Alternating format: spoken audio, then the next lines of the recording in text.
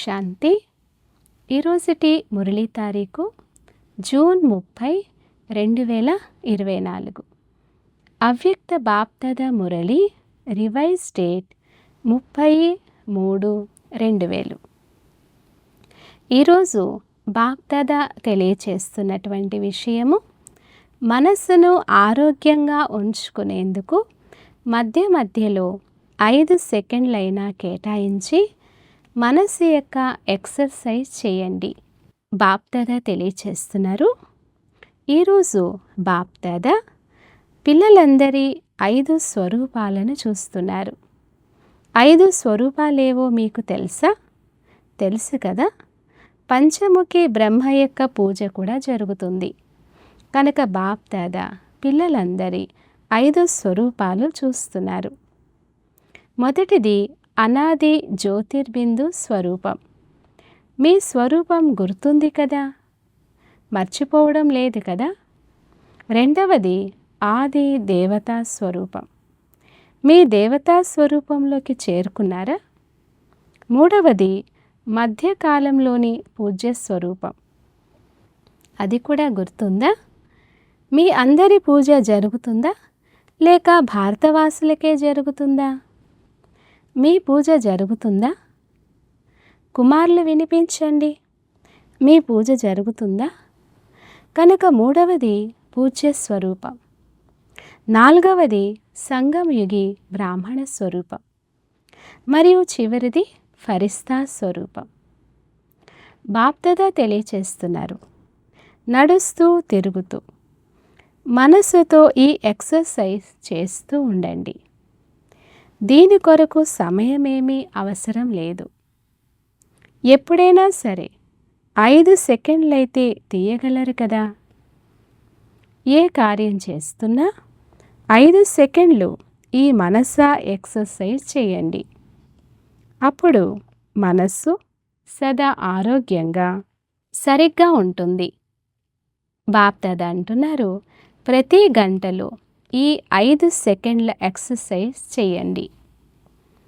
బ్రాహ్మణులు అనే మాట గుర్తు రాగానే బ్రాహ్మణ జీవితం యొక్క అనుభవంలోకి వచ్చేయండి.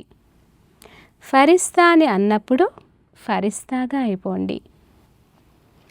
బాప్దాద చెప్తున్నారు, పిల్లలు ఇలా అంటారు, నా మనస్సు అంగీకరించడం లేదని ఎప్పుడైతే అనుకుంటారో అప్పుడు మీపై మీరే నవ్వుకోండి. మనస్సులో ఏదైనా విషయం వచ్చినప్పుడు అది 3 రకాల గీతల వలె ఉండడం బాప్దాద గమనించారు. మొదటిది నీటిపై గీత. నీటిపై గీతను చూసారా? నీటిపై గీత గీస్తే వెంటనే అదే సమయంలోనే చెరిగిపోతుంది. ఇలా నీటిపై గీస్తారు కదా. రెండవది ఏదైనా కాగితం పైన కానీ పలకపైన కానీ గీత గీయడం. మూడవది అన్నిటికంటే పెద్దది రాతిపైన గీత గీయడం. రాతిపై గీచిన గీత చెరిగిపోవడం చాలా కష్టం. కనుక బాప్దాద చూస్తున్నారు, చాలాసార్లు పిల్లలు తమ మనసులో రాతిపై గీచిన గీత వలె పక్కా గీతను గీచుకుంటారు. దానిని చెరుపుతున్నా అది చెరగడం లేదు. బ్రాహ్మణ జీవితంలో చాలా వరకు విఘ్నరూపంగా అయ్యేది సంస్కారం. అది మీ స్వంత సంస్కారం కావచ్చు, ఇతరుల సంస్కారం కావచ్చు. జ్ఞానం అందరిలో ఉంది, శక్తులు కూడా అందరి వద్ద ఉన్నాయి. కానీ కారణం ఏంటి? ఏ శక్తిని ఏ సమయంలో కార్యంలో ఉపయోగించాలో ఆ సమయంలో అది ఎమర్జ్ అయ్యేందుకు బదులు కొంత సమయం తర్వాత ఎమర్జ్ అవుతుంది. ఒకసారి మీరు రియలైజ్ అయ్యారంటే రెండవసారి మాయ కొద్దిగా తన రూపాన్ని మార్చుకొని వస్తుంది. విషయమైతే అదే ఉంటుంది, కానీ రూపం మారుతుంది. ఎలాగైతే ఈ రోజుల్లో పాత వస్తువుకు పాలిష్ పెట్టి కొత్త వాటి కంటే కూడా కొత్తదిగా కనిపించేలా తయారు చేస్తున్నారు కదా. అలాగే మాయ కూడా పాలిష్ పెట్టుకొని వస్తుంది.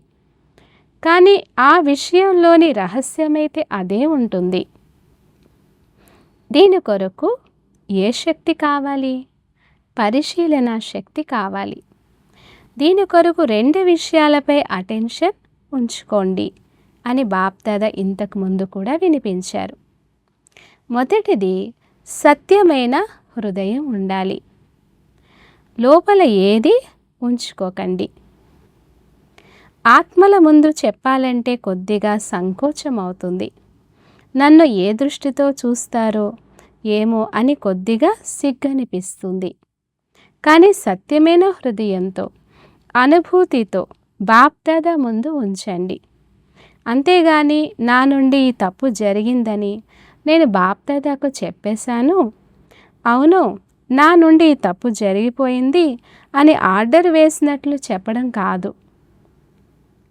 అనుభూతి శక్తితో, సత్యమైన హృదయంతో, కేవలం బుద్ధి నుండి కాకుండా మనస్సు నుండి ఒకవేళ బాప్దాదా ముందు అనుభూతి చేస్తే మనస్సు ఖాళీ అవుతుంది, చెత్త సమాప్తమైపోతుంది.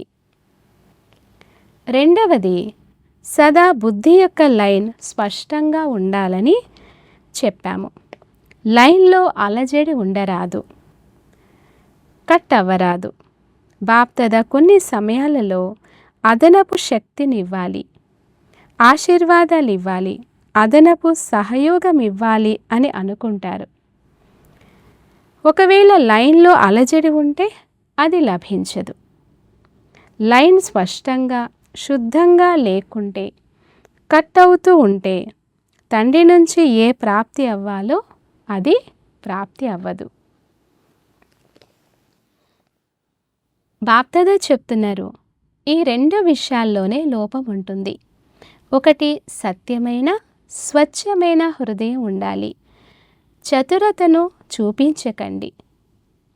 రెండవది, బుద్ధి యొక్క లైన్ సదా స్పష్టంగా శుద్ధంగా ఉందా అని చెక్ చేసుకోండి.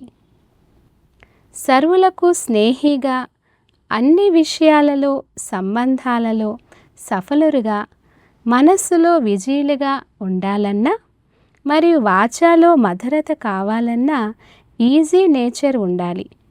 సోమరితనం లేదా నిర్లక్ష్య స్వభావము ఉండకూడదు. సోమరితనం అనేది వేరే విషయం. ఈజీ నేచర్ అంటే ఎలాంటి సమయమో, ఎలాంటి వ్యక్తులో, ఎలాంటి పరిస్థితుల్లో వాటిని పరిశీలిస్తూ స్వయాన్ని ఈజీగా ఉంచుకోవాలి. ఈజీ నేచర్ అనగా కలుపుకోలుతనం లేక సంస్కారాలను కలుపుకోవడం. అధికారికంగా ఉండేటువంటి అనగా అఫీషియల్గా ఉండే టూ మచ్ టైట్ స్వభావం ఉండరాదు. గంభీరంగా ఉండడం మంచిదే, కానీ టూ మచ్గా కాదు. బాప్దాదా తెలియచేస్తున్నారు, ఈజీ నేచర్ అనగా ఎలాంటి సమయమో అలాంటి మీ స్వరూపాన్ని తయారు చేసుకోగలగాలి. అచ్చా, నలువైపులా సదా స్వయాన్ని తండ్రి సమానంగా చేసుకునేవారికి, సదా తండ్రి నయనాల్లో, హృదయంలో, మస్తకంలో సమీపంగా ఉండేవారు, సదా ఒక్క తండ్రి యొక్క ప్రపంచంలో ఉండేవారు, సదా ప్రతి అడుగులో బాప్దాదాను అనుసరించేవారు. మేము సదా విజయులుగా ఉండినాము, ఇప్పుడు విజయులుగా అవుతున్నాము మరియు విజయులుగా ఉంటాము. ఈ నిశ్చయం మరియు నశాలో ఉండేవారు. ఇలాంటి అతి శ్రేష్టమైన అపురూపమైన పిల్లలు, ప్రియాతి ప్రియమైన పిల్లలందరికీ బాప్దాదా యొక్క ప్రియ స్మృతులు మరియు నమస్తే. వరదానము: ప్రతి సెకండు, ప్రతి సంకల్పం యొక్క గొప్పతనాన్ని తెలుసుకొని జమా ఖాతాను నిండుగా చేసుకునే సమర్థ ఆత్మాభవ. వివరణ: సంగమ యుగంలో అవినాశి తండ్రి ద్వారా ప్రతి సమయం అవినాశి ప్రాప్తులు లభిస్తాయి. పూర్తి కల్పమంతటిలో ఇలాంటి భాగ్యాన్ని ప్రాప్తి చేసుకునే సమయం ఇదొక్కటే. అందుకే మీ స్లోగన్ ఇప్పుడు లేదంటే మరెప్పుడూ లేదు. ఏ శ్రేష్ఠ కార్యం చేయాలన్నా ఇది ఇప్పుడే చేయాలి. ఈ స్మృతి ఉంటే ఎప్పుడూ సమయాన్ని, సంకల్పాలను లేక కర్మలను వ్యర్థంగా పోగొట్టుకోలేరు. సమర్థ సంకల్పాల ద్వారా జమా ఖాతా నిండుగా అయిపోతుంది. అంతేకాక ఆత్మ సమర్థంగా అయిపోతుంది. స్లోగన్: ప్రతి మాట, ప్రతి కర్మ యొక్క అలౌకికతయే పవిత్రత. సాధారణతను అలౌకికతలోకి పరివర్తన చేసుకోండి. అచ్చా. ఓం శాంతి.